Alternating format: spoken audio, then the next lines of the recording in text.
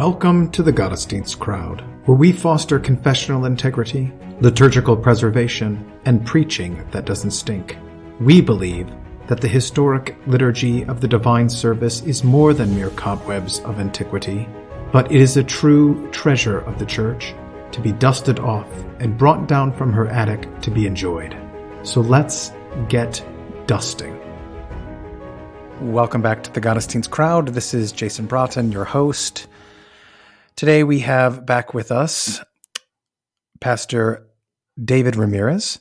He is the pastor of St. Paul Lutheran Church in Union Grove, Wisconsin, and one of the founders of the now annual Bugenhagen Conference in Racine, Wisconsin. Welcome back, Ramirez.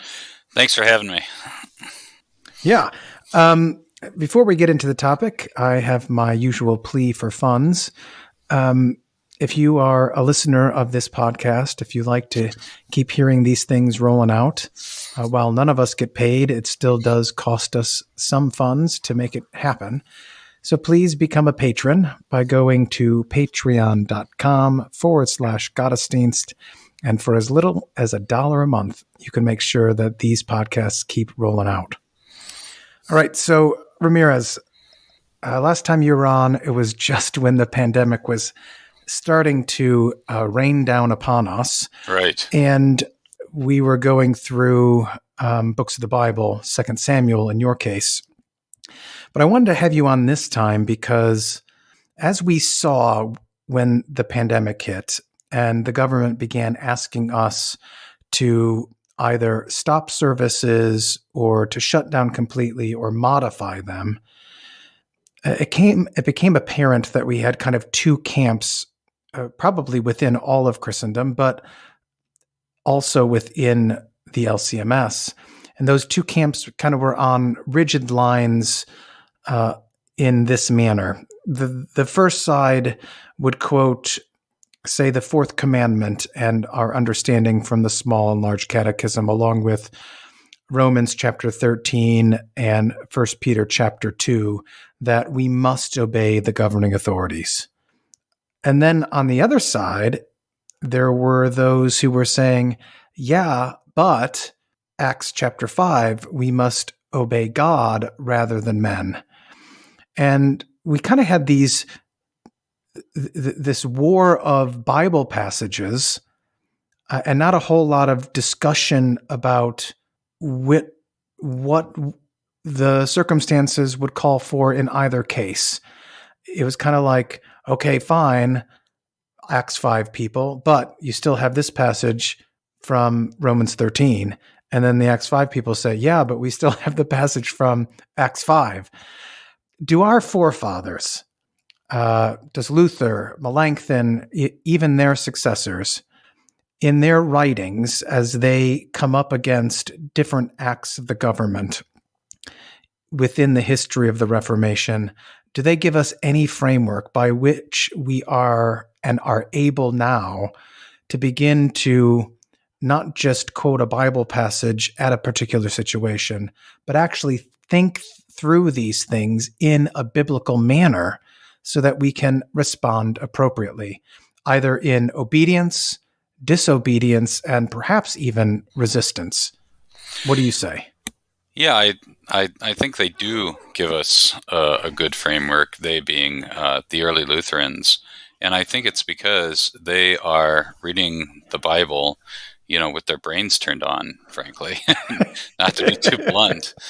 But, I think you're right that a lot of people wanted to just blindly quote Romans 13. You also mentioned 1 Peter 2, and of course the fourth commandment. Or they wanted to make, the other side wanted to make the claim, this is Acts 5, we got to obey God rather than man.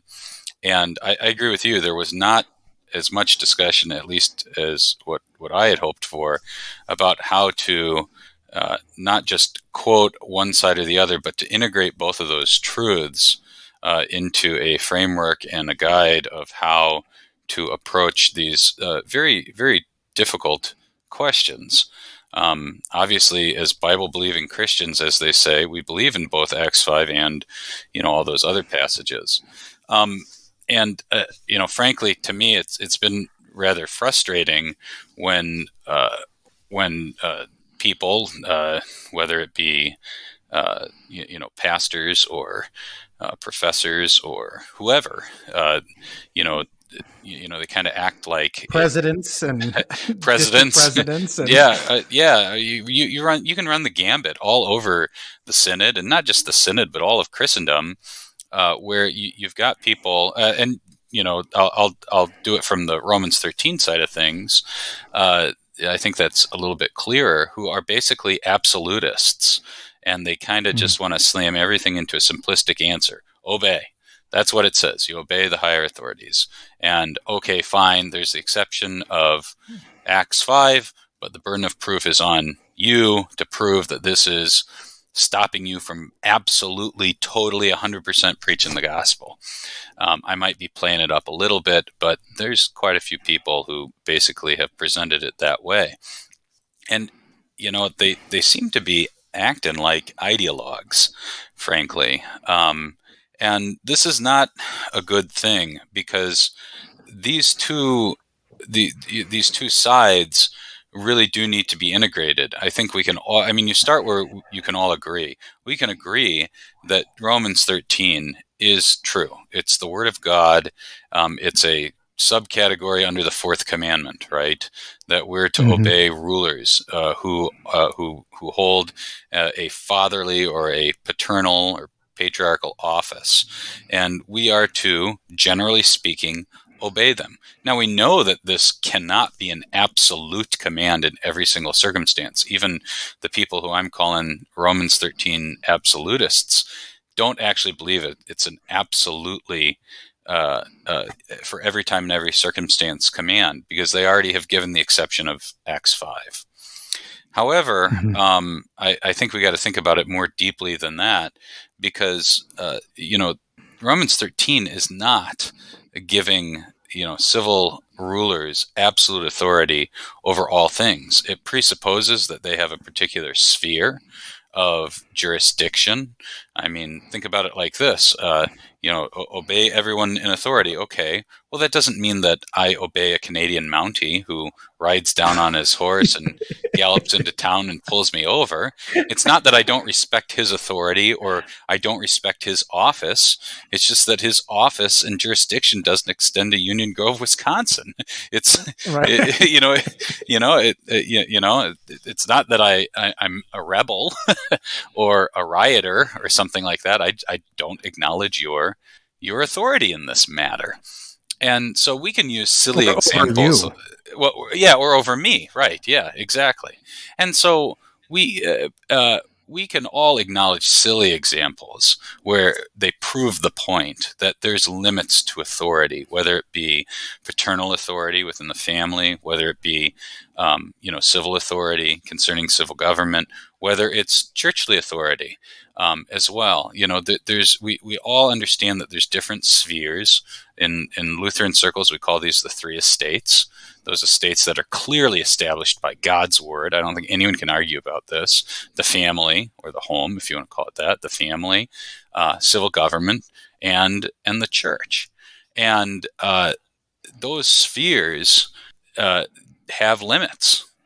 And where it gets tricky, and where being ideologues or absolutists who want to slam everything into simplistic answers, where that gets really problematic is when there are overlapping concerns, because it's not like when the Venn diagram goes over each other. Right, exactly. Yeah, bingo. When the Venn diagram, or here it'd be kind of like a tripartite, Venn diagram, and you've got overlapping concerns.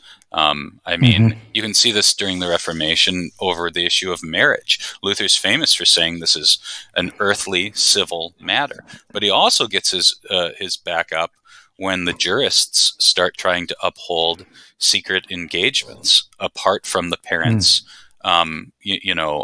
permission and blessing, and he goes on a rampage. And this isn't just in the beginning of his life. He does this in the beginning of his life because canon law is taken away the authority of the parents, but also at the end of his life too. In the 1540s, he's going after the jurists about this as well, that they are intruding outside of their jurisdiction into the realm of the theologians, into the realm of the pastors, overstepping their bounds. Why? Because they're going against the Word of God. And nobody can go against the Word of God. And so you do have these jurisdictional things. And that's where it gets tricky, where especially during a pandemic, when it comes to worship and family life, I would say, you do have overlapping concerns. And so you were talking about how these two camps kind of rose up. And I know what I said to some of my brother pastors very early on, and we talked about these things. And what I also, said to my parishioners, the members of the congregation I serve here at St. Paul's, I said, listen, there are overlapping concerns, because there were some brothers in the circuit who were very concerned. Hey, isn't this a violation of of them getting into our business as the church? And it was interesting because depending on the argument, I found myself on different sides, because I really did want us to approach it in a more I know this gets abused, but in a more nuanced way, holding both of these holistic. Things. Yeah, holistic. That's probably a better way to say it. Most people use the word nuanced to be a weasel and get out of actually answering a question. But you're right. That's how you use it. What's that? Yeah, that's not how I was. That's how you use it. Yeah, that's not how I was trying to use it. But so you got the concerns about, hey, this is the government intruding in upon our business, and I remember making the claim, and I think I was right to do so. I said, listen, the government doesn't know how bad this disease is, this virus is, and at this point, I think that we should acknowledge that they have legitimate concerns over public health and safety, right? Okay. Right. So they don't know how bad this is. We don't know how bad this is.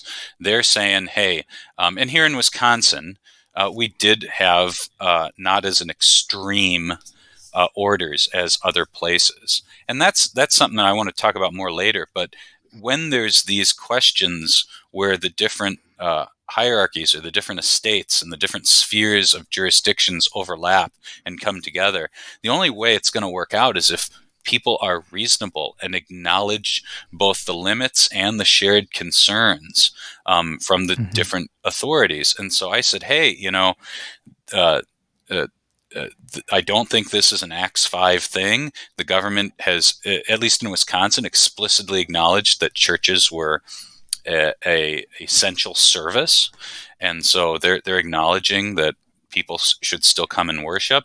And so even if I think it might be a little bit too restrictive still, it's probably getting out in front of it a little bit too fast and too hard. At the same time, we want to be reasonable. Let's show some good faith, and let's go along with these restrictions for the time being.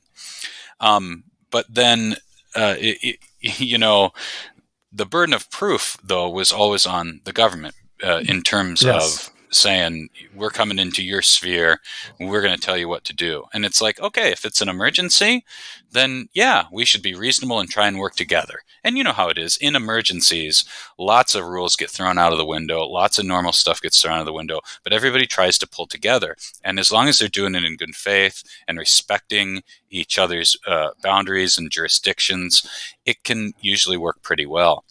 But then when people take advantage of the situation, or they turn an exception into something normal, like all these people saying, oh, it's a new normal. Wait a second. Is it really warranted? Is it really warranted that we're going on almost a year now of some of these restrictions? That's no longer an emergency. That's no longer a exceptional intrusion of one authority into another's domain. Now this is, and I would say for a long time, this has been a different story, and that's when I argued on the other side, so to speak. When Governor Evers of Wisconsin started slapping mask orders down. And I said, this disease obviously affects some people very seriously, and it's a real thing, but at the same time, it's not the bubonic plague. It just isn't. The numbers don't show that. And so we are not going to acknowledge the necessity of the government based on health, public health and safety, to intrude in upon the church to, in this very, very intrusive and I would say illegitimate way. That they don't have unbounded authority. Worship is something that the church regulates and watches over. And so it became a much different discussion, saying, no, you know what? This is not the time and the place to say, oh, Romans 13, fourth commandment, we got to obey the authorities. Yeah, well, the authorities don't have regular authority over the church in this manner. And the burden of proof that we went along with, even though they hadn't proven it, but there was a lot of uncertainty, they have certainly not met after month of it not being the bubonic plague. And that's a thing that I think that whole idea of burden of proof is something that people have a hard time understanding. The more I've talked with people about it, the concept of burden of proof is, who needs to prove that this needs to be done? Well, when the government is coming in and telling the churches what to do, the burden of proof is on them, that they are coming into a different created order of God, that they need to show why the emergency demands their intrusion. Right. I mean, that's just common sense. That's like saying, hey, I'm a Canadian Mountie and we're chasing the criminals across the state lines into North Dakota. And then the North Dakota police say, oh, why are you here? Well, it's because these people are horrible. They just murdered a whole bunch of people. They just robbed a bank, whatever it was. And we all understand that necessity knows no law, that there are emergency situations. But again, the burden of proof is not on the North Dakota policeman to say, well, I guess we've got to prove that you're out of your jurisdiction. No, the burden of proof's on the Canadian Mounties of why are they out of their jurisdiction. And so, well, exactly. Yeah. It's clear they are out of their jurisdiction. The line of that is very clear. Yeah. And it seems as though, kind of there are two problems going on. I mean, more than that, obviously, but two major ones. One is just a lack of the ability not to think in kind of a binary computer-like fashion. Yeah, where we have all of these if-then statements that necessarily must happen. Right. That's just not the way these things go along. And the second is that we really don't quite understand what the jurisdiction of the home, of the government, and of the church actually is, that we've just kind of lost the ability to clearly understand what that is. Yeah, and I think that one of the reasons for that is because people have a hard time making a distinction between the general rule and the exception, and that's because we as human beings are poor, miserable sinners, and we. On one hand, we want to always claim the exception for ourselves. So there is legitimate danger in making exceptions. And so, look at the government overreach in our country, I mean, now, if there really was some truly bubonic plague level pandemic, I don't think anyone would obey, because the government now is the boy who cried wolf. Wolf, yeah. Yeah. And this is the problem with bad, absurd, tyrannical laws, rules, whether that be from the government, in the church, or in the home. When you act in an absurd manner, you turn people into scofflaws. I'm not trying to let people off the hook. I mean, you shouldn't become a scofflaw, but it becomes very easy when the rules are absurd to not just toss out the absurd rules, or to be able to function, to not follow the absurd rules, but you start tossing out all the rules, throwing out the baby with the bathwater. So, there's a problem with everyone wanting to make exceptions. I mean, there's certainly a temptation to just say, hey, we're the church. We don't have to do anything that the government says. I don't care if there's a forest fire and my church is in the middle of a forest. We're the church. We don't care. Come on now. That's kind of ridiculous. I mean, of course the government has legitimate concerns for public health and safety. And that's what I was talking about earlier, where only reasonable people who respect God and respect his word and respect these different orders that he created and established, only reasonable people are going to be able to have this work, be able to work these situations out well. But there's also like I said, there's people who want to make all these exceptions, but then there's also the side of people refusing to acknowledge that there are exceptions. And it reminds me a little bit of when people talk about the condition autism. I mean, one of the main symptoms of autism is that those who suffer with it have a very difficult time functioning outside of their rigidly defined patterns of thought or communication and their routines. And well, just as a side note, now sometimes people will say that people who have very firm beliefs or who are Orthodox Lutherans are autistic in their thinking because they refuse to consider any other side.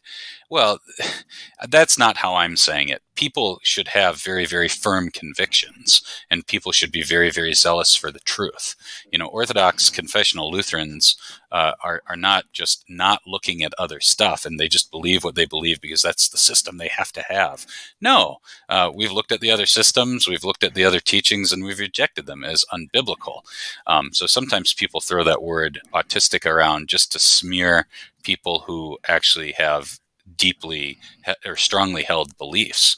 But what I'm saying is someone who is basically almost incapable or unwilling to actually think about something or talk about something outside of their preconceived understandings or vocabulary of the situation. These people, and I don't mean literally people who are autistic, but people who kind of have these autistic patterns that they're word Nazis. There's some of these people out in Lutheran Facebook land or the internet where if you don't say something in a gospel way, you're not a real Lutheran, even though Luther didn't talk that way, Walther didn't talk that way, Chemnitz didn't talk that way, but they've come up with their own little language, and anyone who doesn't speak gospelly doesn't understand the theology. That's jamming the truth into a man-made system. It's actually the height of legalism. But there's a lot of people like that with Romans 13. No, obey says obey, and that's it. Don't talk to me about the rest of Scripture. Don't talk to me about, our forefathers in the faith, which we should probably get to. Don't talk to me about any of that stuff. This is just the way it is. I mean, it's just absolutely ideological and autistic and foolish, because that's how you get real problems. I mean, what is that? Heresy is just truth taken to, an absurd extent or something like that. Yeah.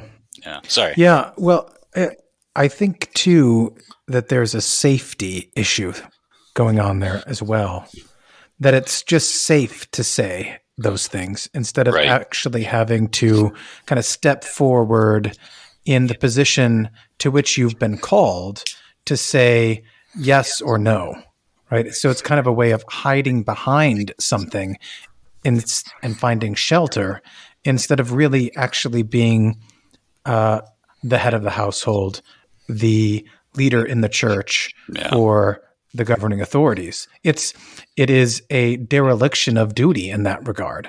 Yeah, no, it's a hiding behind of things. Absolutely, yeah, it's a retreat. And I think what you said is true. It's a safety issue. I mean, to admit exceptions is a risk. I mean, because people are going to abuse that, but it's a necessary risk because there are exceptional circumstances, I mean, Romans 13 obey, obey, obey, obey, obey, never do anything but obey, except when you're commanded to do something, blasphemous or immoral. Okay, well, let's apply that to the family from which all earthly authority ultimately flows from, according to our confessions anyway. So obey, obey, obey, obey, obey your father and your mother. Well, what if they're torturing you? I mean, we're not going to throw out the fourth commandment, but we're going to say, no, this is monstrous. Your parents are acting like monsters. There is a distinction between the person and the office, and you need to get out of there. Or if you are trying to be killed, literally, then you need to either flee or fight back. Yeah, but we're supposed to obey and honor and respect our father and our mother. Yes, of course you are. Yes, under normal circumstances, even if they're harsh, even if you don't have the nicest mom and dad, you need to obey them. Oh, they spanked you a little bit too hard, or they put you in too long of a timeout, or dad had a bad day and he took away your bicycle just because he was in a bad mood, not really because you did something wrong. Okay, that's a harsh father or a harsh mother. That doesn't give you the right to leave or to physically with armed resistance defend yourself or something like that. That's absurd. And that's what I mean by reasonableness. We got to be reasonable about this. There's a difference between the harsh parent and the monstrous parent who is absolutely the opposite of everything a parent should be, who's seeking the death or just the utter destruction of a child, destroying a child's faith or something like that, trying to, anyway. So I yes, and our forefathers, their actual authority. Yeah, they've stepped out of their office. It's not even so much they're going into someone else's jurisdiction, but they're a monster. And the reason why I use that word monster, and maybe this would be a good segue into Luther and the early Lutherans, is that our forefathers understood this distinction. And frankly, they struggled with it for a while. They really started out almost as Romans 13 absolutists, even though not quite. There's more continuity than a lot of people recognize. But they started out very, very scared of any exceptions to obedience to fourth commandment authorities. And I don't blame them, because the tyrant is better than the mob. They lived through the Peasants' War, and Lutherans aren't revolutionaries, and God be praised that we aren't, because rioters and those who want to upend society, agents of chaos, that's evil stuff. Luther famously said, the tyrant is better than the mob, and I agree with him, and I think we should all agree with that, because at least there's order.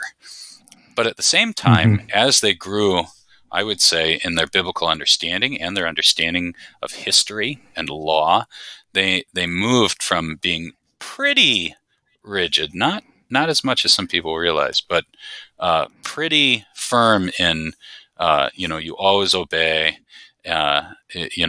to really understanding that there were times and places, not just that you had a quote-unquote right to resist, but you had a duty to resist and disobey.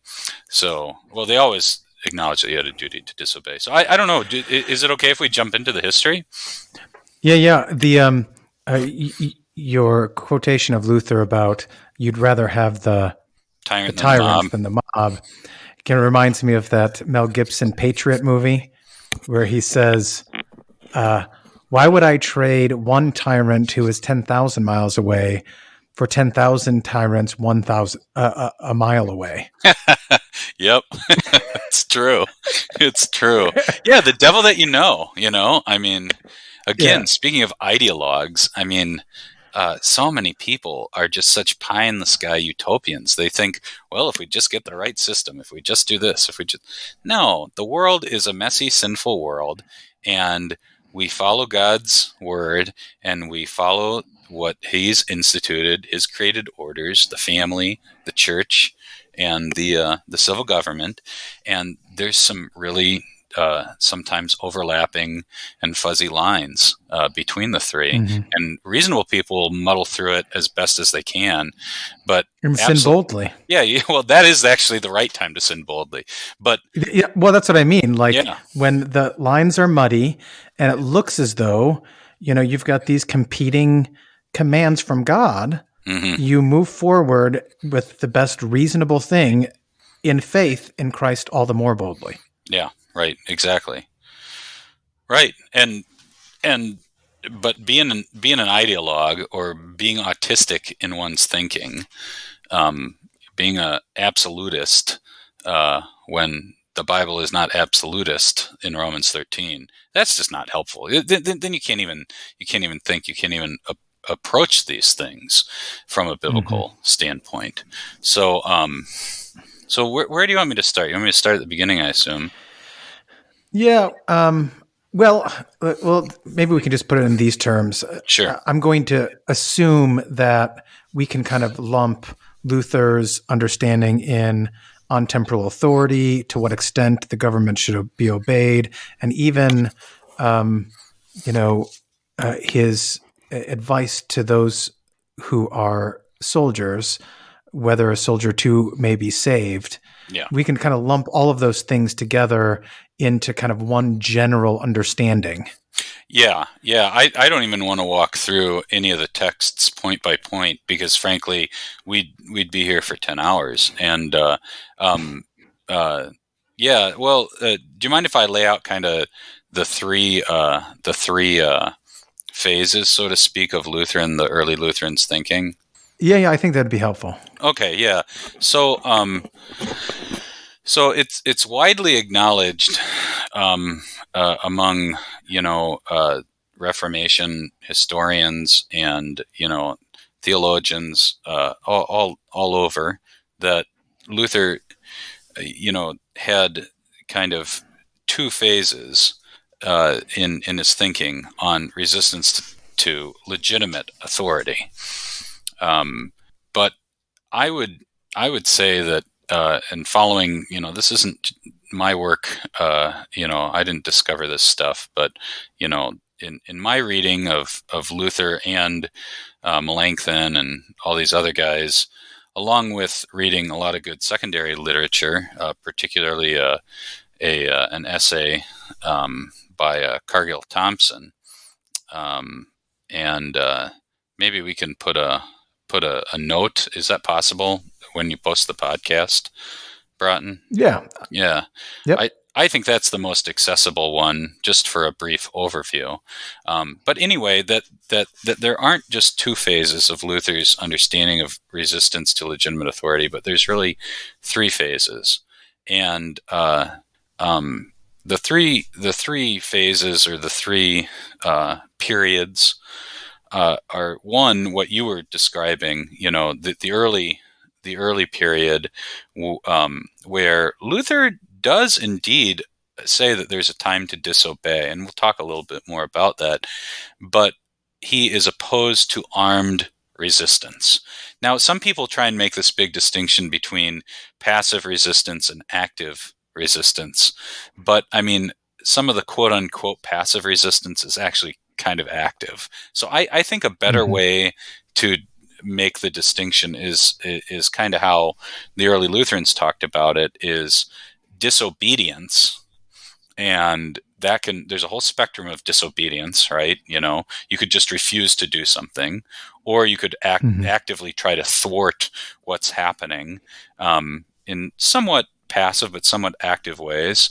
Or on the other side, so you got disobedience, and then you have armed resistance. And for Luther, there was always the duty to disobey an immoral or blasphemous order from legitimate government. The question that was burning in the early Lutherans' minds was there ever a time and a place to actually offer up armed resistance?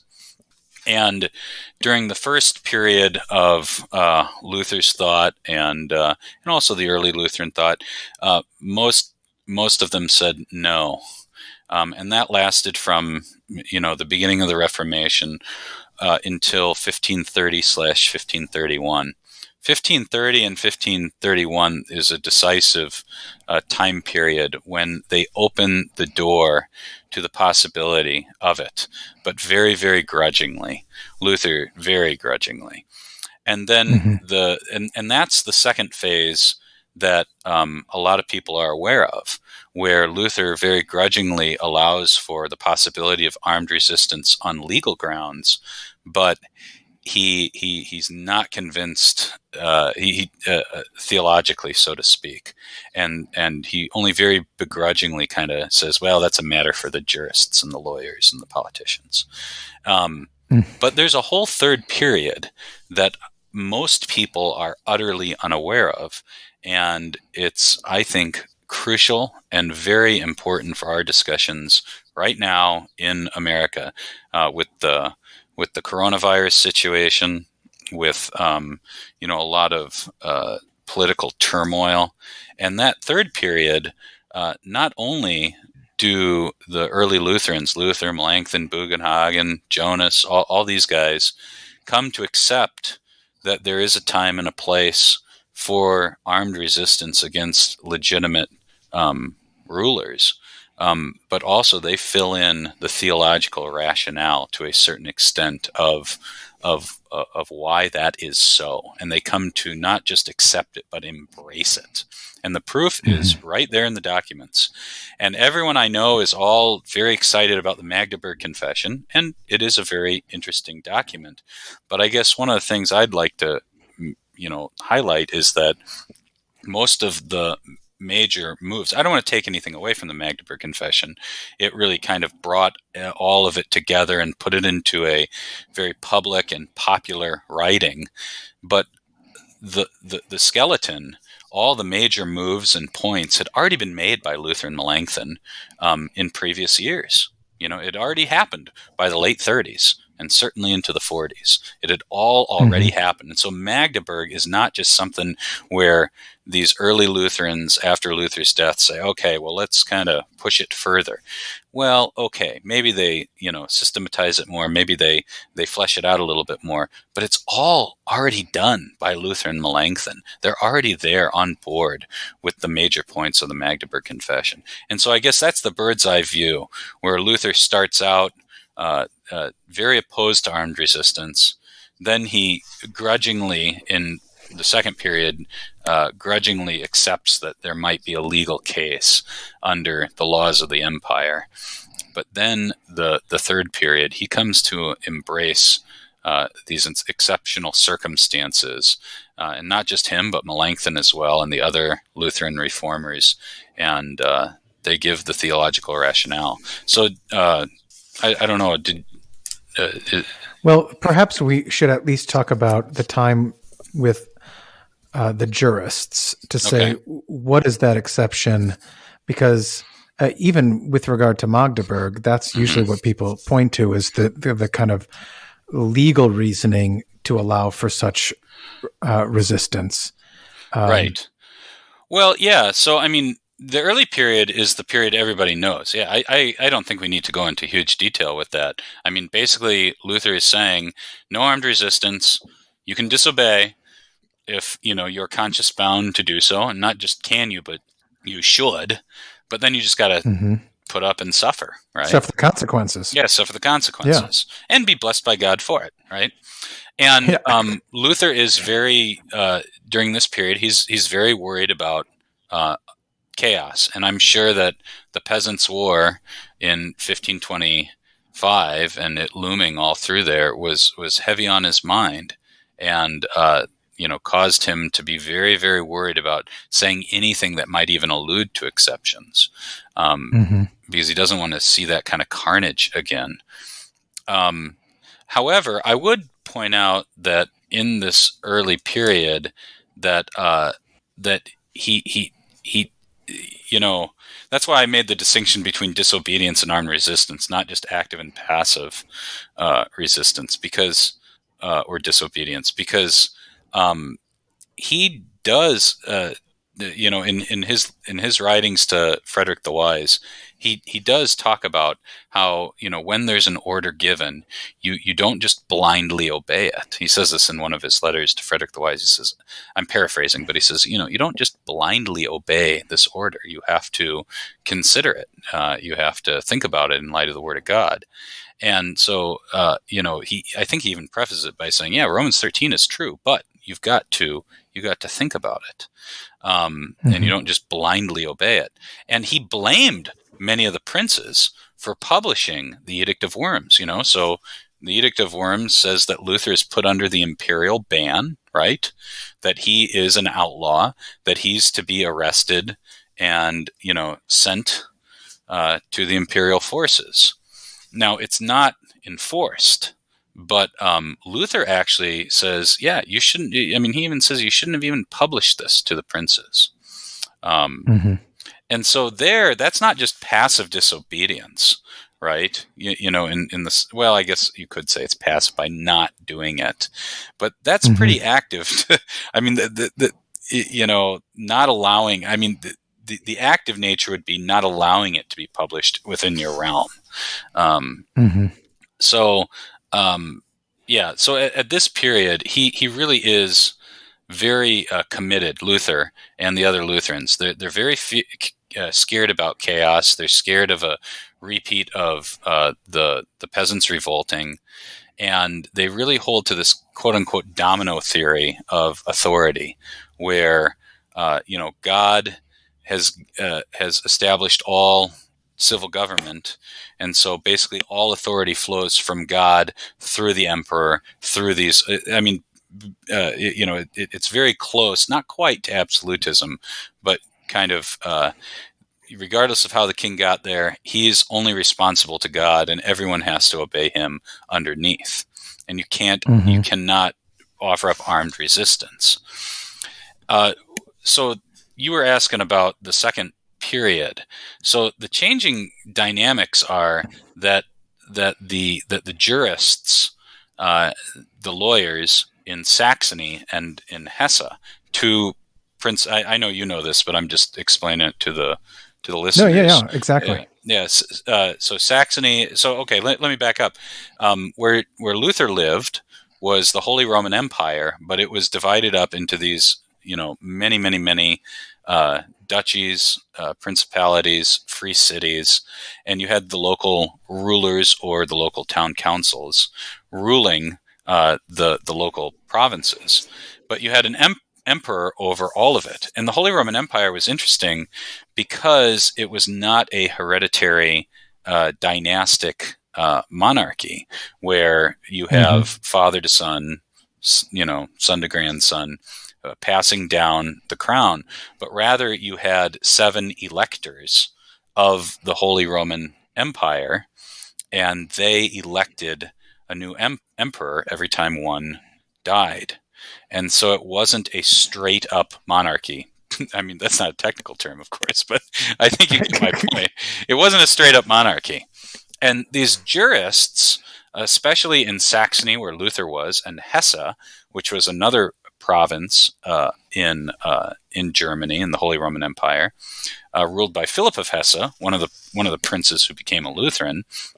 The jurists in these two regions started to argue for the right or the duty to resist.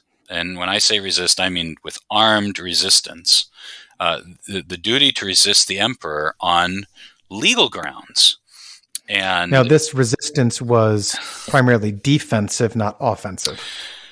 Well, yes. Yes. Yes. Yes. Yeah. I was about to complicate matters, but I won't. I mean, yes. The general answer is yes. I mean, eventually it would open up for, I guess, offensive resistance. I mean, I guess I was just going to say, defensive in the sense that they are not the aggressors against the emperor. You know what I mean? Right. Their lands are being threatened. That yes. was part and parcel of their whole argument. Yes, absolutely. Yeah. But that Yeah. doesn't mean like, okay, the emperor's, I mean, it's not one of these cheesy, superhero movies where I won't throw the first punch. You've done all these horrible things to all these innocent people, but I refuse to throw the first punch. I mean, it wasn't silly like that. I mean, it No, was, no. you've invaded our lands. You've come in. We're fighting back. Yeah. Yeah, yeah. It's not they've gone into someone else's territory. They remained in their Right. sphere. Yes, even though they would form leagues. So I mean, that complicates it a little bit. But Okay. but I don't want to complicate it too much. Yes, the answer is yes. They're talking about defensive resistance. Yeah. So so they bring up all these legal grounds, and there's a couple different legal grounds. One of them had to do with, as I was talking about, the how the Holy Roman Empire was constituted, and since it was not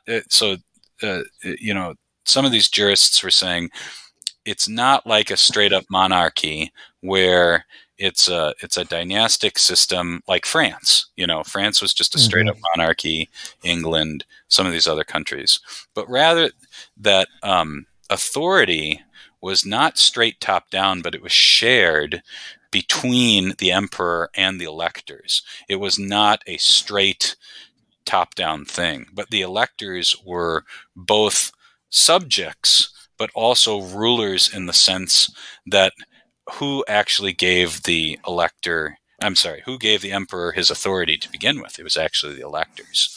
And so they said I'm simplifying it. Their arguments were a lot more complex, and they get into all these details about the Constitution and the history and particular incidences in the Holy Roman Empire's past.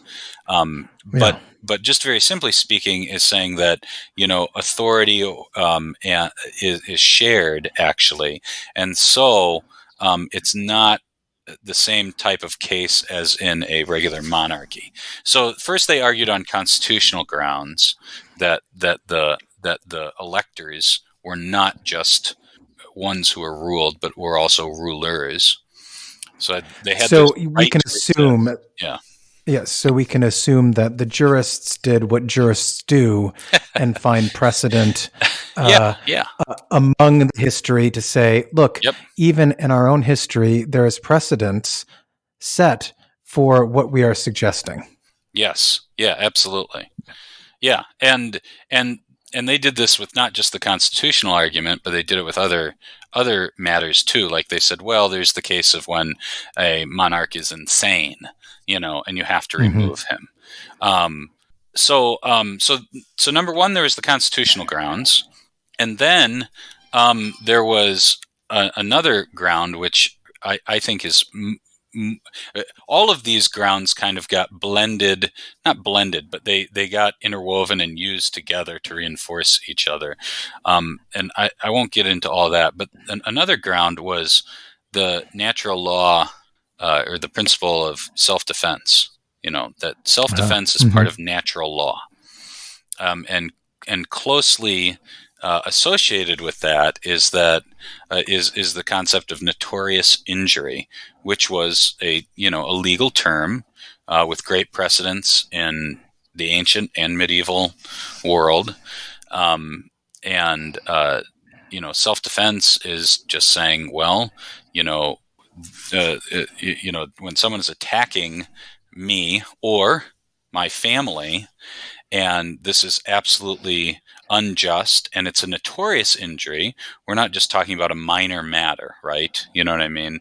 That can be sorted out later. Like, let's say a policeman who has legitimate authority under the law, right, comes and steals your bicycle. I don't mean in your house, but out on the street, right?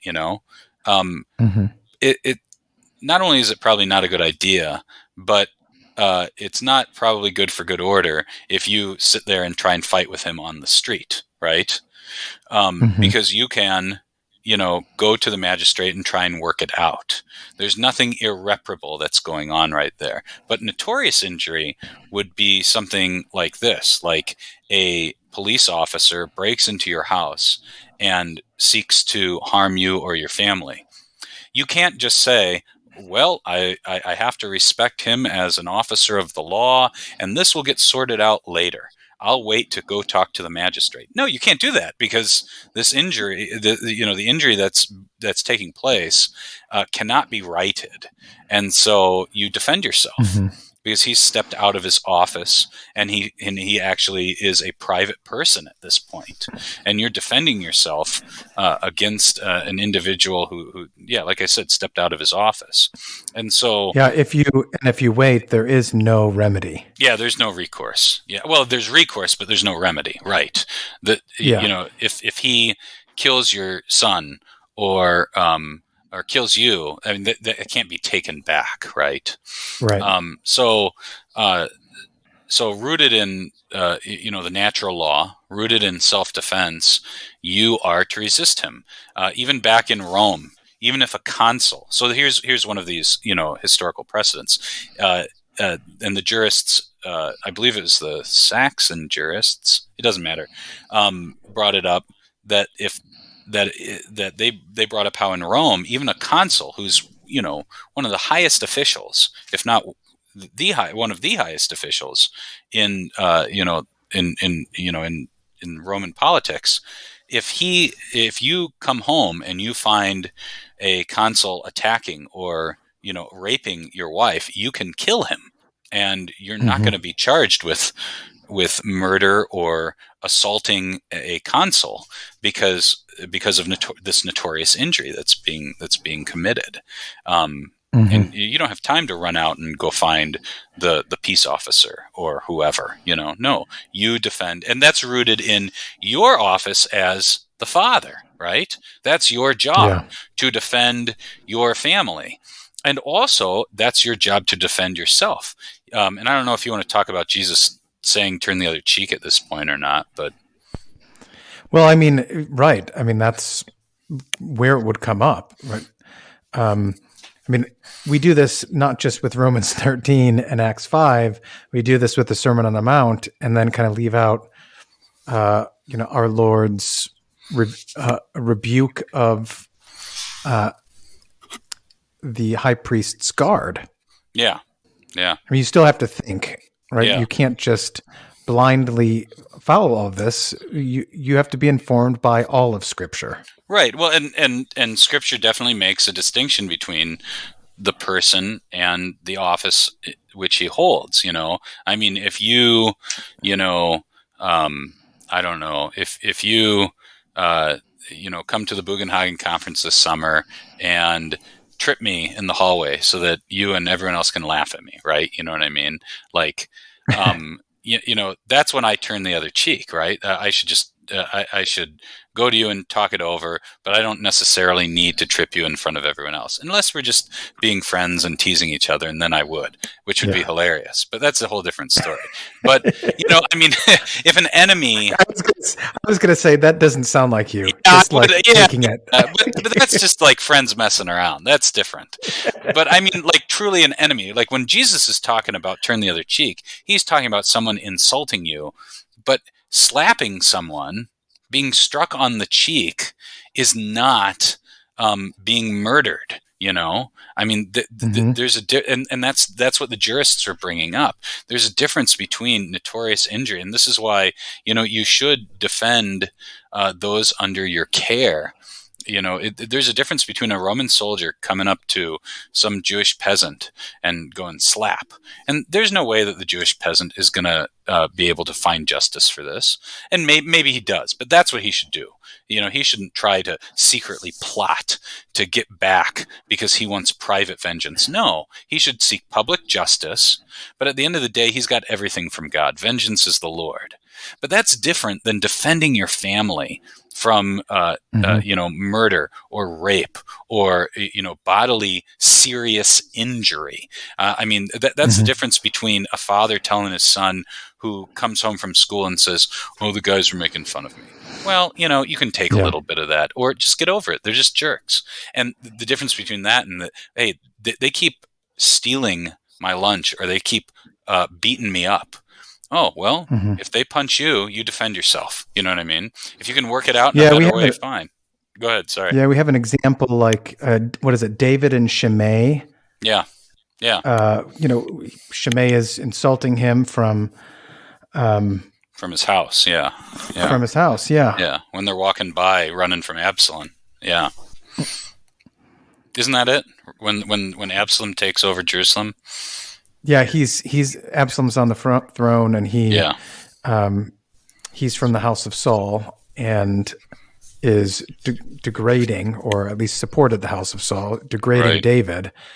And his soldiers, David's soldiers, say, well, we should kill him. Yeah, let's go get him. And David says, no. And afterward, David receives him back, right? But then warns Solomon about it. Yeah, right. Well, and that's the difference between an insult and an injury, too. I mean, a true injury. I mean, some jerk at school makes fun of you. You should not sit there and plot on how you can get even. Now, if it truly is bad news and you want to involve an authority to seek justice, okay, do that. But that's different than people beating you up and then you defend yourself. You should defend yourself, and not just defend the others under your care, but yourself, because you as yourself are not just your own person and a Christian who has everything from God already, but you also are a Christian in the world who holds a particular office, who's part of a particular family. I mean, me as a father defending myself, I'm not just defending myself personally, I'm defending myself so I can continue to provide for my family, or the son who finds out that people are picking on his kid sister in the other class, goes and says, knock it off or else I'm going to rough you up. He's not there for personal vengeance. He's there to maintain the honor and the protection of his family, because that's part of the office that he holds as a son, as a man, or as a boy in that family. And so the distinction between office and person, I think, is really important. And that's why Luther and the other Lutherans get clearer and clearer and clearer on all of these issues the longer they study the Bible, because their understanding of the distinction between office and person grows. Their understanding of the three estates grows. Their understanding of the earthly government, and its relationship with the church grows. And so they get clearer and clearer, more holistic, as you said, on and on and on as time goes on. So we covered two of those things: constitutional grounds, and then the principle of self-defense and notorious injury. And there were lots of ancient and medieval precedents. I talked about a couple of them, but I want to throw out a couple more.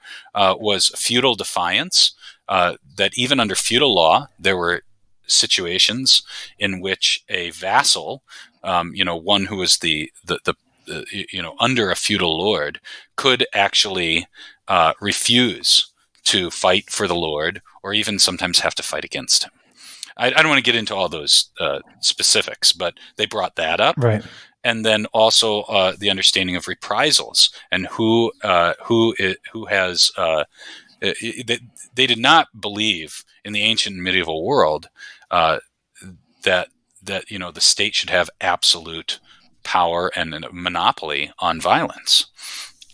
So then there was a third aspect to their. There's lots. There's fourth and fifth too, but main ones. The emperor was also acting outside of his jurisdiction if he came and attacked them, and this becomes more and more important. But we've kind of been talking about this already, about someone acting outside of their sphere. So Philip of Hesse was seemingly always convinced, I would say in his gut, it seems, that he had the right and the duty, more importantly, before God, to defend his people, against, even if necessary, the emperor, as a father to his people. And, Philip of Hesse made some good decisions and bad decisions, but he was a pretty earthy guy. And I think he went with his gut, sometimes for ill, and sometimes he was onto something. And I think here he was onto something. And so Philip of Hesse, and increasingly the Saxon, rulers as well, had this understanding that they were not merely underneath the emperor, that yes, they did have a duty to obey the one above them. They never wanted to give that up. They never, ever, ever. But because they hated chaos, they didn't want society to fall apart and just be lawless. So they always maintained and were proud of the fact that they were part of this bigger imperial structure. But they also believed that they had a duty not just to those above them, but to those below them. And they had a duty to be a protector and a father to their subjects as well. And they had a duty to defend those in their care, even against the emperor if he turned into a monster. So those were kind of the changing dynamics. And as I said earlier, Luther and Melanchthon very grudgingly say, okay, well, I guess the Holy Roman Empire is different than the than the Kingdom of France or other kingdoms, and so we or even will the empire within Romans 13. Yeah, right, exactly. Even different. Yeah, exactly. Different than the ancient Roman Empire too. Yeah, and so and also the jurists have presented, how resistance is allowable through the law of the land, and they just kind of grudgingly say, okay, maybe this is an exception because the law provides for this, and we were unaware of it at that time. Not exactly a ringing endorsement, especially since Right. Luther continues to write and say you guys should seek out a peaceful solution with the emperor and all this kind of stuff. And so for those people who are only aware of these first two periods, it's correct to say that Luther and Melanchthon and these other guys don't change at that point. They may be allowing an exception on legal grounds, but they have not truly changed their understanding of authority and the theological dynamics at play. But this does change. Yeah. Oh, go ahead. Sorry. Yeah. So they're willing to allow that legal exception, but they're not quite to the point of saying, come and take it. Yeah, exactly. Yeah, no, not at all. Yeah, I mean, they're saying, and if you don't mind, I'll. Where is it? I was going to quote you from it, but now I can't find it.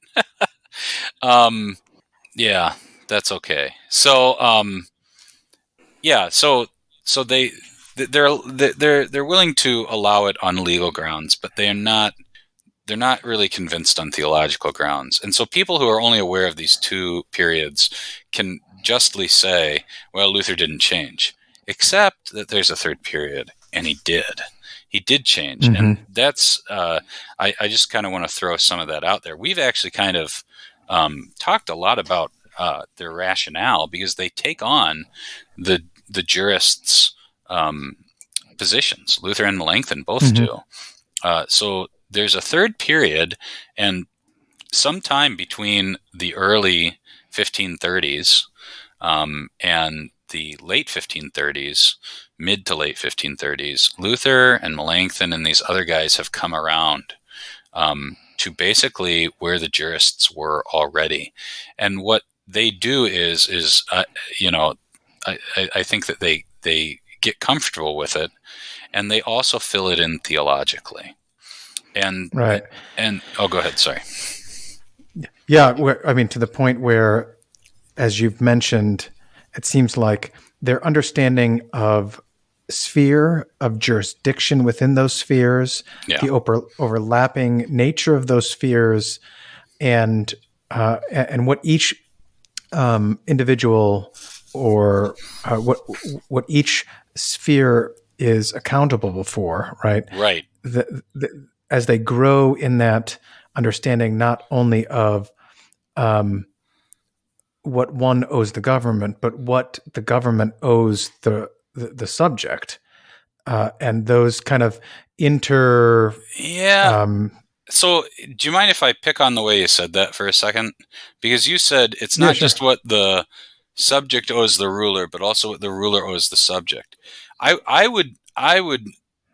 I would phrase it a little bit differently. I would phrase it's not just what the subject owes the ruler, but what the subject owes to those under him. You know what I mean? Like that was my point. Well, and then I was going to get and I was going to get there, because then you have the subject owing to the ruler, and then what the subject owes according to their office, right, to those below them. But then you also have the ruler himself owes something to the people below them. Yes, so you have all of these, but they're very kind careful. of reciprocal duties. Yeah, there are reciprocal duties. However, it is interesting that the Lutherans studiously avoid going down the later Calvinistic path of saying, like, well, if the ruler doesn't do these things, then the people can just say he's no longer a ruler because he hasn't fulfilled his side of the covenant or something like that. Oh, gotcha. But let's save that if you don't mind. Thinking of it, yeah. Okay. Yeah. Well, so the third period, this is later Luther and Melanchthon and Bugenhagen and Jonas and the rest. They make this the evidence of this switch. I just want to throw out some of the evidence, because I'm sure that there's some people who will be listening who are saying, I've never heard of this before. Well, okay. Most English-speaking Lutherans haven't, frankly, because this stuff isn't translated. And two, I don't think that it's in, well, I know that it's in not many, it's not in most of the literature on these topics. So I want to throw out a little bit of the evidence. I won't get into it too in depth, but so I think some of the most important documents are the Gutachten from the Wittenberg faculty, one in 1536 and one in 1538. Gutachten were faculty opinions. Basically, like what our seminary faculties used to do until we, decided to form the monstrosity known as the CTCR. And I call it a monstrosity because, not that I, despise the CTCR and everyone in it. That's not what I'm saying. But it's just kind of a useless thing, because that really was always in Lutheran circles done by the faculty. And again, you want to talk about exceptions turning into the rule? Well, there's a good example. We couldn't trust the St. Louis faculty, so we decided to create this big, monstrous bureaucratic mess called the CTCR. And, we still have it to this day. But anyway, I can't even remember what we were talking about. Oh, yeah. So the CTCR puts out opinions or puts out reports. Well, this used to be done by the people who are actually called to do it, which are the seminary faculties. And I really honestly wish that was the way it is. So I hope every single listener will, send in resolutions to get rid of the CTCR. That would just be wonderful. Because the seminaries, the men that we have acknowledged and called to be doctors and teachers of the church, those are the people who should be putting out these theological opinions. Anyway, so Wittenberg faculty. It's just another way to hide behind another thing in the bureaucracy instead of dealing with the issue. Right. Yeah. You just create another layer. That's right. Exactly. And bureaucracies never get smaller until everything crashes. Which Right. I mean, we just got news yesterday that Bronxville closed. So I mean, the crunch is coming. And so anyway, the Wittenberg faculty put out these Gutachten in 1536 and 1538. Luther didn't write it, but actually I find that makes them in some ways more important because Luther signed it. They were probably written by Melanchthon, but they were signed by the Wittenberg faculty, and it's just amazing how the opinions of the jurists, which they rejected, or at least were very, very cranky about, just a few years earlier, are now the bedrock of their argument. And I just want to, read a little bit of these for you. So they say that, the gospel is a purely spiritual doctrine which does not concern external temporal government, but rather confirms it and values it highly. so that what they're saying is the gospel doesn't, abolish civil government, which is true. Right. But then they say, therefore, it follows that the gospel permits all natural and equitable protection and defense that is authorized by natural laws or else by temporal government. And this can only mean that they have accepted, and it does mean that they've accepted, the natural law principle of self-defense, an argument even for armed resistance. So now they're arguing just like the jurists were beforehand, and they have gotten over their hesitancy. And I think that, rightly so. I think that they're seeing the jurists' point. I mean, like I said before, Luther would get very upset with the jurists who would intrude into, spiritual matters. But here, they're actually bringing to light legitimate examples from history, from the how the Holy Roman Empire is constituted, and more importantly, they're bringing to bear these natural law exceptions of when you can resist legitimate authority. And also, they say this, that concerning the duty of the princes, because at the end of the day, we don't want to root our exception in some idea of like government is only legitimate because of the consent of the government or some of the governed, like some Enlightenment, Lockean theory or something like that. I mean, that's the road that the later Calvinists went down. Not Calvin, though, actually, interestingly enough. But anyway, but rather they root the duty to resist in the fact that these princes had a duty to protect those under their care. And so here's another quote. That they say that it's the duty of each prince, local ruler, quote, to protect and maintain Christians and the external worship of God against all unjust force. And so, they're using the examples of the godly kings of the Old Testament and the second commandment that rulers, and here I'm quoting again, rulers are commanded that they should preserve God's name from being dishonored. Therefore, the princes are bound to plant and uphold true doctrine in their territories, and as God threatens those who dishonor his name, so also will he help those who abolish idolatry and protect pious Christians. So now it's not a duty for them to just passively or only just disobey but not resist in an armed fashion. Now it's actually a duty for them to resist, because they're not just accountable to the emperor, but they're accountable to God. One of the proof passages that would get thrown around for this was Jesus talking to Pilate when Pilate says, "Don't you know that I have the power to put you to death or to save you?" And what does our Lord say? You wouldn't have any authority unless it was given to you from God. And they said, see, look, Pilate is accountable to God directly, Sure, even though Pilate actually constitutionally, so to speak, had power through the emperor, right?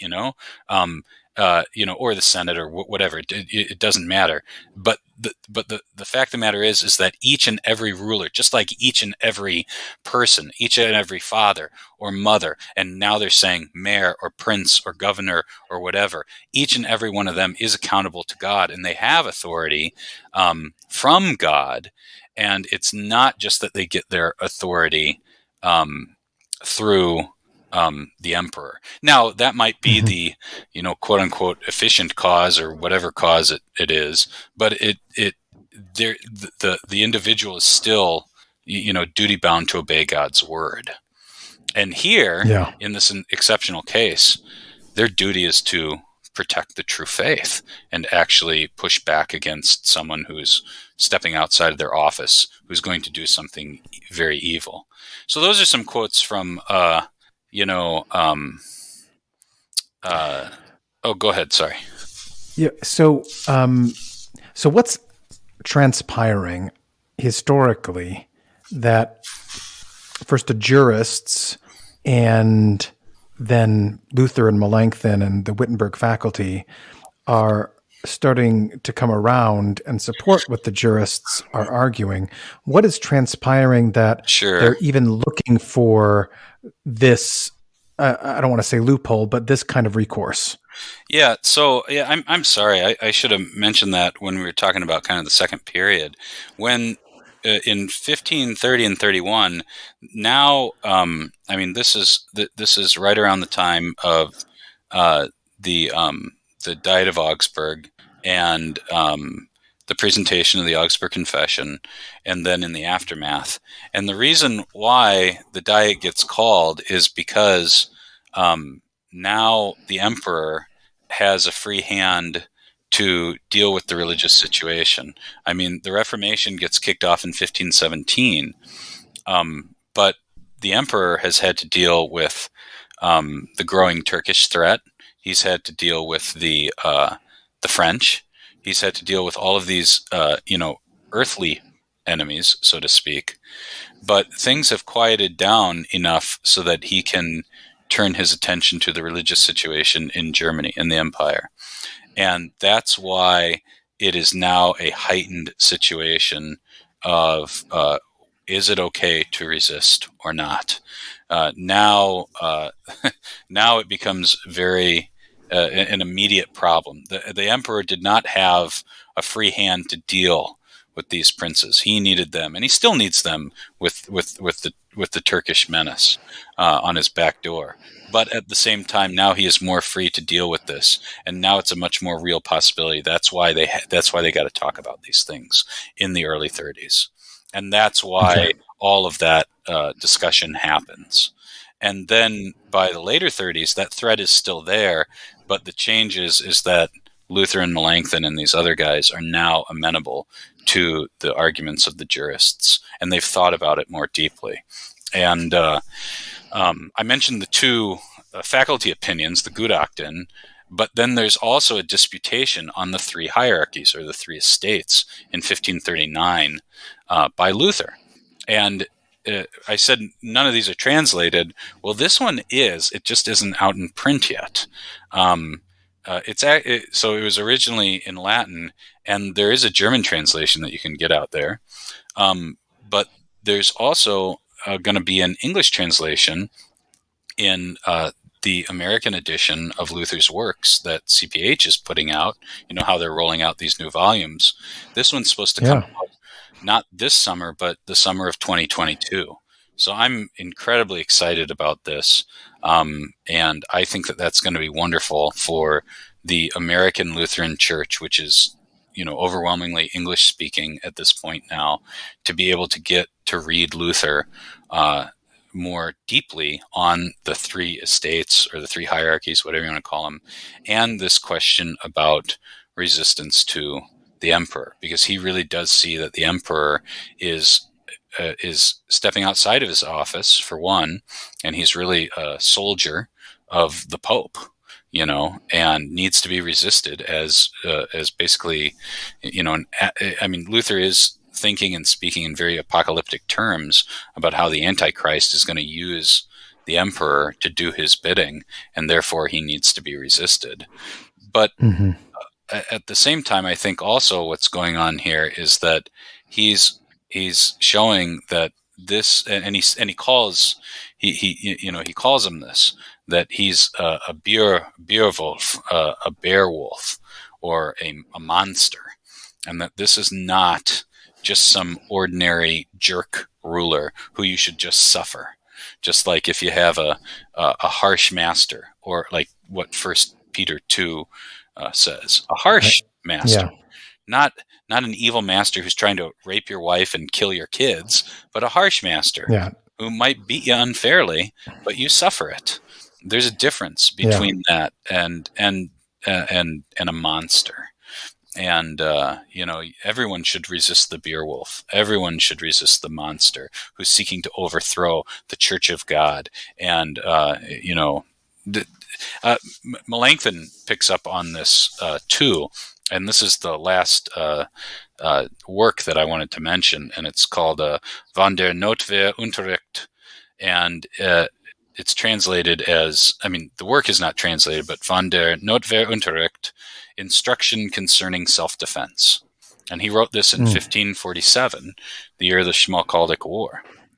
And according to some folks, this is actually perhaps one of the most important documents on Lutheran resistance, armed resistance to legitimate authority. I was talking to a scholar, who's a European scholar, online, and I think he said that he thinks it's more important than even Magdeburg in terms of laying out all the rationale and things like that. But anyway, I just wanted to note two things, since you had brought up some specific examples before. In this in this document, Melanchthon talks about the right of self-defense and also the duty to protect others. And he makes the same distinction that we were talking about earlier about how, there's a difference between justifiable defense on one hand and then, rebellion on the other hand. Mm-hmm. And, he uses the example of Absalom going against David as unjustified rebellion. He's doing this for his own pride, his own arrogance, his own greed, his own hatred of his father, and it's just very, very clear. It's his own ambition. This isn't about self-defense. He's not trying to protect people. He puts on a show of piety, but it's all nonsense. And he says, Melanchthon says that's different. I'm summarizing, I'm not quoting, but it's different than, kings that are, they fail in particular instances, but they are generally, effective rulers. Like and he lists David and Jehoshaphat, Hezekiah, Cyrus. He even lists Augustus, and he says, yeah, they have faults. You know what I mean? But there's no legitimate reason to rebel against them. So it's kind of like, you have a king who does something that you don't like. That doesn't mean, oh, well, I withdraw my consent, we're going to rebel. No, that's nonsense. That's Enlightenment, goofball stuff. But he says that's different than a tyrant. And, this is a quote now. A tyrant is that sort of regent whose will is not good. And not just that his will is not good, but Melanchthon goes on, who devotes himself to atrocities or evil. And he talks about Caligula, Nero, Diocletian, and all these things. And, he talks about William Tell, the Swiss hero who acted to protect the children of the Swiss people, or, Obadiah hiding priests from Queen Jezebel. I mean, those are some pretty active resistance things, maybe not armed resistance. Also, he uses kind of the rhetorical question about talking about, what should house fathers of Rhodes, what should they have done when, should they not have removed a tyrant who was, violating their wives, Should they not have done that? Right. And of course he should have been. These things are, again, back to notorious injury, and this is rooted in self-defense. He even talks about another biblical example, Uriah and David, and says that if Uriah would have found David and Bathsheba in the act, he would have been right to resist David forcibly, armed. You know what I mean, and harm him. To protect his wife, because of his office as a husband. So, I mean, that's that's Melanchthon, and again, it's rooted in the distinction between person and office, harshness, and the distinction between harshness and monstrous behavior, and the duty to protect the church and the true religion is brought in by those Gutachten as well. And I mean, I think that for us today, we should be looking at this and thinking about all those same things. We should understand that God set up these estates, these hierarchies, these different spheres that overlap, but they're there to maintain order. But because we recognize that there's these different spheres and these different estates, that also means that while there's order, there's also limits of power and limits of authority. And a ruler's not to act outside of his jurisdiction. And if he does, he can be resisted as a private person, and how you resist, whether it's disobedience or whether it's armed resistance, or if it's something along that spectrum, that's going to look different. And I know that, people who like to think autistically or as ideologues aren't going to like to hear this. But the fact of the matter is that when you hold all of those things in tension, that means that the answer is, well, what does this look like? Well, it depends on the situation. And we should do as the Catechism tells us, to act each according to his station. Like when we consider our sins, what do? Consider your station according to the 10 Commandments, right? So the 10 Commandments are absolute. Those are very clear, straightforward, black and white. But how they are applied depends on who you are, what your station is, and so you have to consider it. Instead of, as you said, a myopic, view. Yeah. It's binocular. You have both of those lenses. Here's the 10 Commandments. Here, that's why we can see in 3D, right? That's why we can play softball at Bugenhagen, because we can see the ball coming in because we have binocular vision. And so, yes, we have the 10 Commandments, but also we understand that we're in different stations because God made us in different ways. And it's interesting, in Melanchthon's writings on this, he's so different than kind of the hyper-egalitarian Enlightenment way of thinking, where they say, oh, everyone starts as equal. No, Melanchthon recognizes that the way that God creates and makes us is inherently unequal. It's unequal. And so that inequality and those distinctions and differences are good, and we should embrace them and rejoice in them. But that means, like you said before, we have to actually think and apply that, each according to his station. So each person in each situation and station is accountable to God. And so when they think about, where's the burden of proof? What sphere am I in? Is this person acting according to his office or not? That's why it's going to look different in different ways. But I think you said at the beginning, you wanted to talk about how we should think about this in a biblical way. I think that's the biblical way, the way the Catechism has already taught us, each according to his station. So for a prince in Germany, resisting the emperor, well, what should he do? If at all possible, he should try and maintain peace with his liege lord. But if absolutely necessary, if after trying hard, the emperor is going to step out of his office and persecute the church and attack his lands, then he's got a duty not just to obey his ruler, but he also has a duty to his subjects. And he has to be a father to them. And in fear and trembling, he has to acknowledge it as an exceptional thing. Churches in the United States right now, or I'm sorry, I wanted to say also, it's not just about princes or lesser magistrates, which was the big hot topic for the early Lutherans, but it's untrue that they never discussed a private person too, or your regular commoner. They did. They were to actually follow their Lord. According to their station, what should they do? Well, if they truly believe that their Lord was being a betrayer, to the emperor or something like that, to the one above them, then maybe they need to resist and be, refuse to help in that war. But probably the burden of proof is upon them to show that their immediate superior is wrong. And so in fear and trembling, like Luther says to the soldiers, right, in 1526, you assume that your commander is ordering you into a just war. If you know otherwise, then you shouldn't participate. But that's where the burden of proof is. And so each person... Oh, sorry, go ahead. Well, so each person according to a station.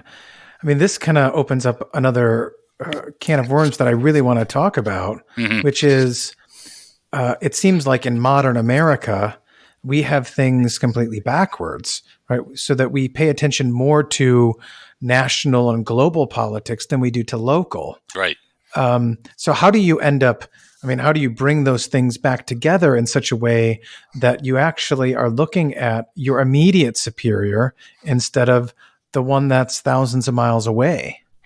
Yeah, I mean well, okay. So I can give you an example. So we got a mask order in Wisconsin, and there were a couple grounds upon which we, as a congregation, and as we as a circuit, said we weren't going to um, you know demand adherence to it in the churches, for worship. And so there were a couple grounds. Number one, we viewed it as an illegitimate intrusion into the church by civil government. But what was interesting was that our local county sheriff, who is our immediate peace officer, said he was going to refuse to enforce the governor's order, because he obviously thought it was absurd. But in some ways, more importantly, he said, I view it as illegitimate because the governor, is trying to, overstep his bounds, and he can't just be making these pronouncements without the legislature. So even according to their own rules, this isn't legit. And I'm summarizing it, but it struck me as so similar to the issue in the Holy Roman Empire, where there were different arguments of why the emperor couldn't just come in and crush the Lutheran princes. There was the kind of constitutional legal argument, which our local sheriff was making. But also there was the grounds which the pastors were standing on, saying, no, this is an illegitimate intrusion into our sphere. We've played very nice. We did the 10-person rule when you said that, but this is not the bubonic plague. Now you are being unreasonable. You have not satisfied the burden of proof. We're not doing what you want us to do anymore. Now, if a congregation chooses to do that, that's another matter, but we didn't recognize his authority.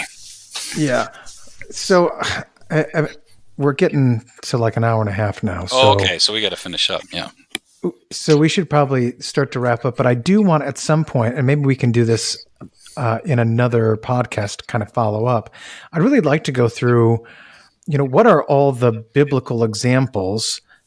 So we tend to make a distinction between clear dominical mandate, apostolic teaching, and then kind of historical narrative, right? In terms of weighing or having some sort of hierarchy by which we can determine what carries more weight in terms of what we should follow, right? Right.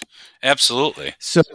So I would like to go through some of that at some point, but we'll probably have to wait for another time. Yeah, no, that would be great, because I agree with you. I mean, everything in the scriptures was written for our learning, and we should not just go to the Sedes Doctrinae, but we should also go to as you said, the historical accounts that where the saints of God wrestle with this.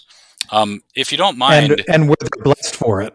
Yeah, and we're blessed particularly. For it. Yeah, Schiffer and Pua, right? Absolutely. Right.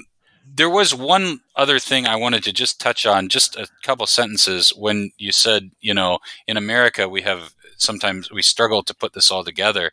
And I think because, we're kind of, as American Lutherans, we're kind of schizophrenic on this, because on one hand, and maybe this is a whole nother discussion about why it is so, but American Lutherans, at least historically, have tended to lean much more towards the, absolutist, autistic reading of Romans 13. And, obey, obey, obey, obey, obey. Don't think, just obey. Unless they tell you can't preach the gospel, or you can't believe in your heart, or something, whatever.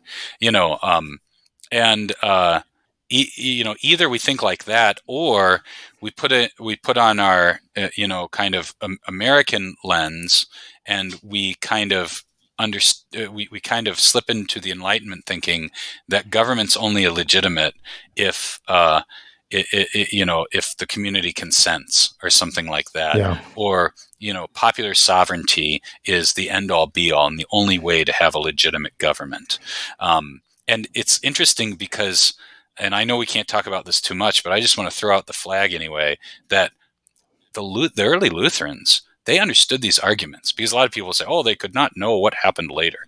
Yeah, already in the ancient medieval world, there were tons of ideas and theologians and philosophers arguing that authority of the ruler came from communal authority,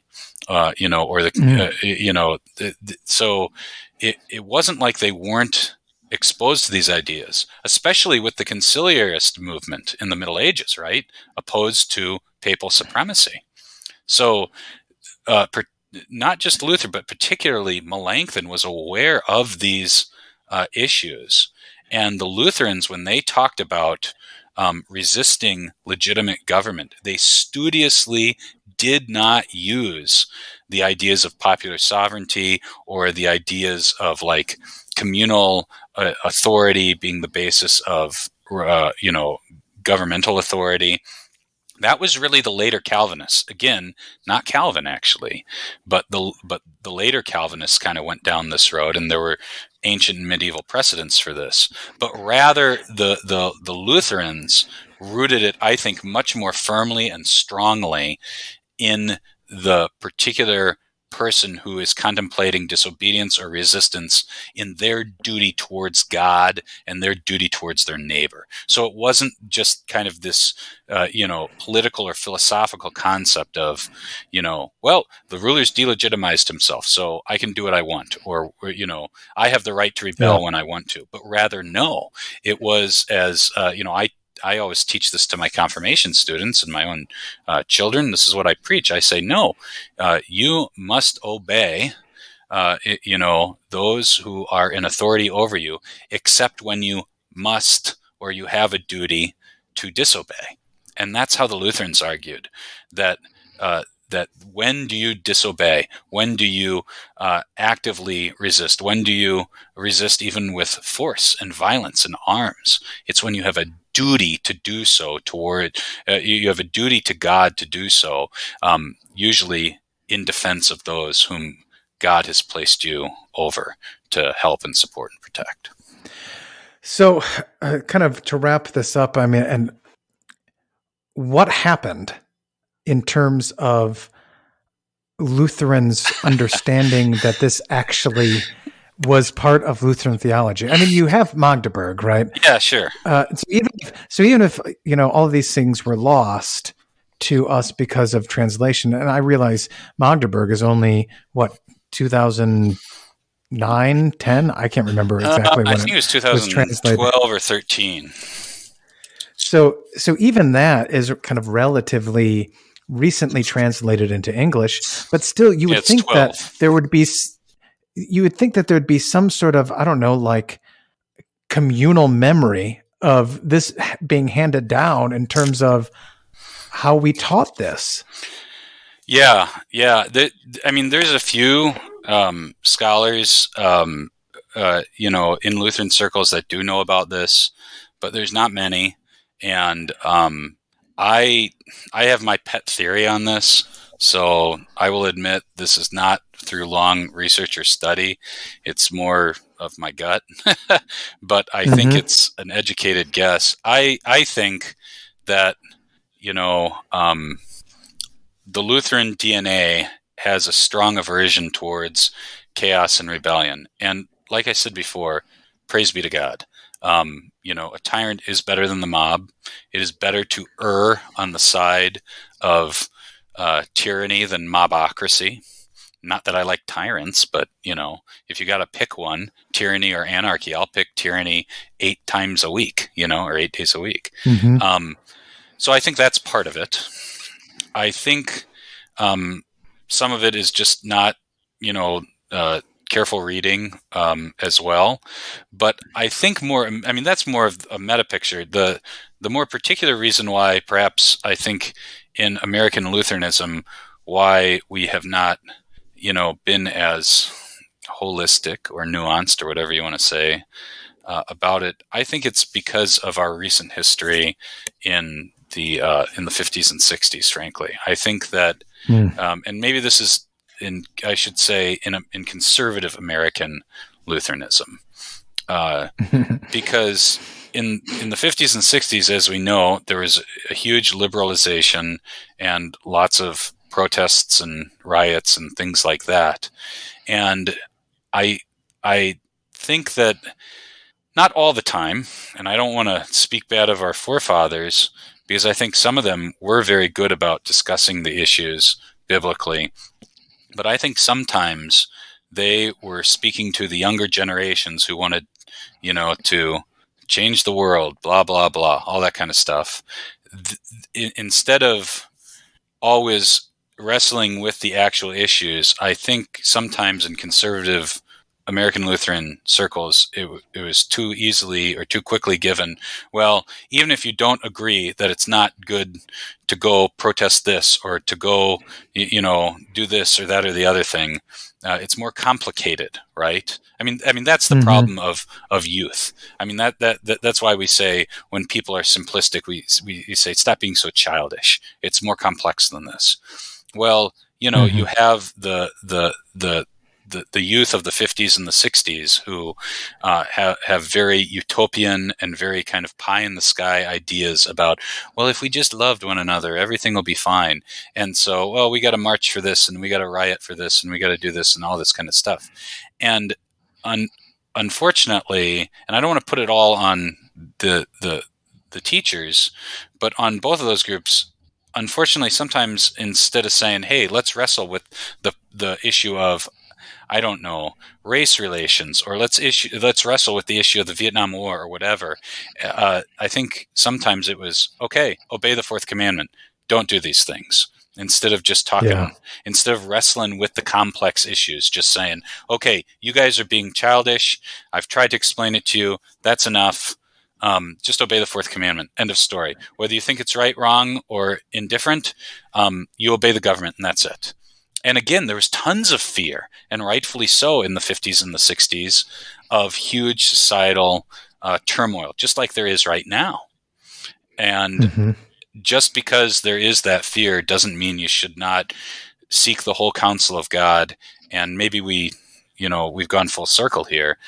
We're talking about that hard task of making the distinction between the general rule and the normal circumstance and the exception, which that's very hard for children to do, but that's what they have to learn to do. They have to learn to make those distinctions, and they have to understand that just because you make exceptions, that doesn't make all the dominoes fall, but it's a necessary risk.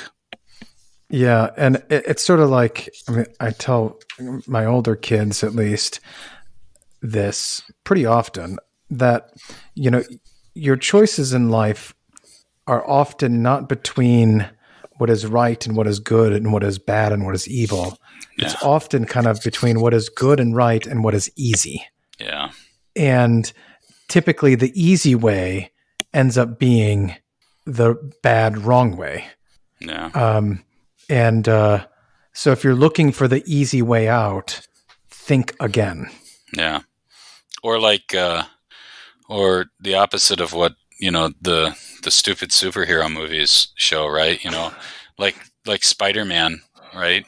The villain, you've got to save your girlfriend or the innocent people in the bus. What are you going to do, Spider-Man? And of course, what does Hollywood do? He saves them both. And it's like, no, he's got to make the choice. That's good storytelling because that's what real life's like, like it's sticky, it's messy, it's hard. And we got to think about it biblically. And sometimes it's hard. Sometimes it's hard to know when the line is crossed. I remember someone saying, well, when did it go too far, the governmental intrusion with all these masks and orders and all this kind of stuff? And I go, sometimes you don't know exactly the line between the shore, between the sea and the sand. But you know what? Yeah. I know when you're knee deep in water. Yeah, exactly. Bingo. Yeah. Yeah. you know, I don't know the exact day and the hour and the minute when this started becoming an obvious intrusion, or rather, I should say, an intrusion, an illegitimate intrusion. But I know that it's obvious now. It's gone too far, and obviously that was a long time ago, and well, I know that you said we got to close up, but I would love to, go through those biblical examples, and I know maybe some of our listeners are thinking, well, they only talked about the Magdeburg Confession. We didn't even get to kind of the big cheese, right? But to me, everyone can go read that if they want, and they should. But I don't know about you, but to me, those biblical examples that Magdeburg uses, that would be fascinating to walk through with all the things that we talked about, like different spheres, burden of proof, the competing authorities and duties and responsibilities, and how the saints of God balance those out. That I'd love to do that. I'm assuming that was an invitation, or I'm being incredibly forward. Oh, it is. Okay, great. It is. We'll get it on the schedule and we'll put it up as a part 2. Okay. No, that sounds great. Awesome. Well, all right. Well, Ramirez, thanks for your time, man. Yeah, thanks for having me. All right. Take care. Yep. Bye-bye.